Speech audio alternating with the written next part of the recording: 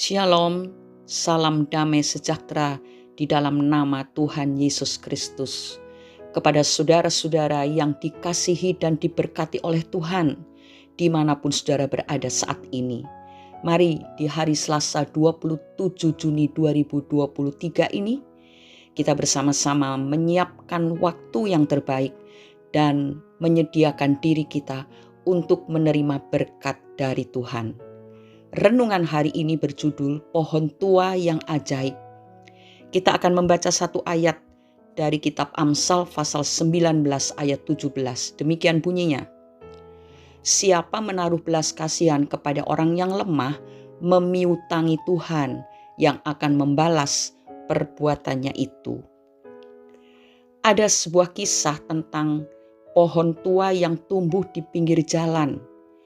Orang-orang menyebutnya sebagai pohon ajaib karena pohon tersebut terus-menerus menghasilkan buah sepanjang tahun. Dahan-dahannya syarat dengan buah yang menggiurkan. Pohon itu menjadi kesukaan penduduk setempat karena setiap hari siapa saja yang melewatinya pasti akan mampir untuk berteduh sambil menikmati buahnya. Sulit dijelaskan bagaimana mungkin pohon tua itu terus menghasilkan buah yang bisa dinikmati oleh penduduk setempat. Suatu hari, seorang laki-laki yang serakah mendengar cerita tentang pohon ajaib itu. Maka ia mulai mengatur siasat bagaimana caranya supaya ia bisa memilikinya. Akhirnya datang juga ide di kepalanya. Ia membeli tanah di mana pohon itu tumbuh, dan setelah itu ia menyuruh orang untuk membuat pagar yang sangat tinggi di sekeliling pohon tersebut. Ia melakukan itu supaya tidak ada seorang pun yang mendekati pohon ajaibnya untuk memetik buahnya. Penduduk memohon kepadanya agar ia mengizinkan mereka untuk menikmati sedikit saja dari buah pohon tersebut. Tetapi laki-laki serakah itu marah. Dan ia berkata, enak saja, tanah di mana pohon itu tumbuh telah aku beli dengan uangku sendiri. Dan hanya aku sendiri yang berhak menikmati buah pohon tersebut. Kini pohon itu aman karena tidak ada lagi penduduk yang memetik buahnya. Tetapi apa yang terjadi, saudara? Tidak lama kemudian, pohon ajaib itu mulai layu dan akhirnya mati. Tidak seorang pun yang mengerti mengapa pohon tua itu mati. Tetapi yang jelas pohon tua itu menyampaikan pesan penting bagi manusia tentang sebuah hukum rohani, yaitu ketika kita berhenti menyalurkan, berhenti pula kita menerima. Lukas pasal 6 ayat 38 mengatakan, berilah dan kamu akan diberi, suatu takaran yang baik, yang dipadatkan, yang digoncang, dan yang tumpah keluar akan dicurahkan ke dalam ribaanmu. Sebab ukuran yang kamu pakai untuk mengukur akan diukurkan kepadamu. Saudara-saudara, Tuhan ingin kita orang-orang percaya menjadi perpanjangan tangannya untuk membagikan kasih dan menolong orang lain. Tuhan menempatkan kita di dunia ini bukan semata-mata untuk mencari keuntungan dan kesenangan diri sendiri. Kalau kita bisa menjadi pengelola yang baik, maka Tuhan akan mempercayakan lebih banyak lagi kepada kita. Pengelola yang baik adalah orang yang tidak mementingkan dirinya sendiri, tetapi juga memikirkan kepentingan orang lain. Pengelola yang baik menyadari bahwa berkat yang Tuhan percayakan kepadanya bukan untuk dinikmati sendiri, melainkan untuk menyatakan kasih serta kemurahan Tuhan kepada sesama, sehingga mereka akan memuliakan Bapa di sorga.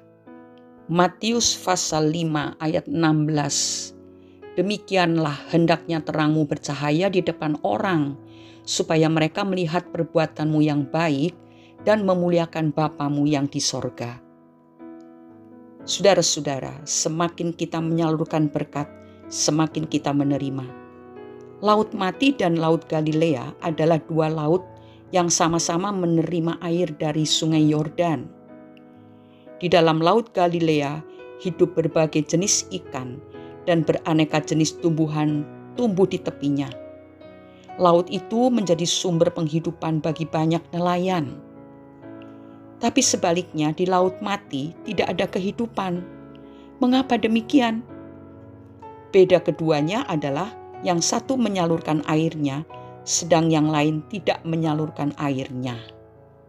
Karena itu saudara-saudara, mari kita menyalurkan berkat yang kita terima, supaya Tuhan terus-menerus menambahkannya, sehingga lebih banyak orang diberkati lewat perbuatan baik kita, dan kemuliaan Tuhan lebih nyata lagi dipancarkan lewat kesaksian hidup kita. Mari kita berdoa. Bapa di surga, pagi hari ini kami bersyukur untuk segala yang Engkau percayakan kepada kami. Karena itu kami mohon Roh Kudus menolong kami untuk bisa mempraktekkan firman Tuhan yang kami dengar hari ini dalam kehidupan kami sehari-hari. Mampukanlah kami untuk menyalurkan berkat-berkat itu. Biarlah nama Tuhan dipermuliakan lewat hidup kami anak-anak-Mu ini ya Bapa. Supaya banyak orang melihat, terbuka mata mereka bahwa Tuhan Yesus yang kami sembah itu Tuhan yang penuh dengan kasih, penuh dengan kemurahan dan anugerah.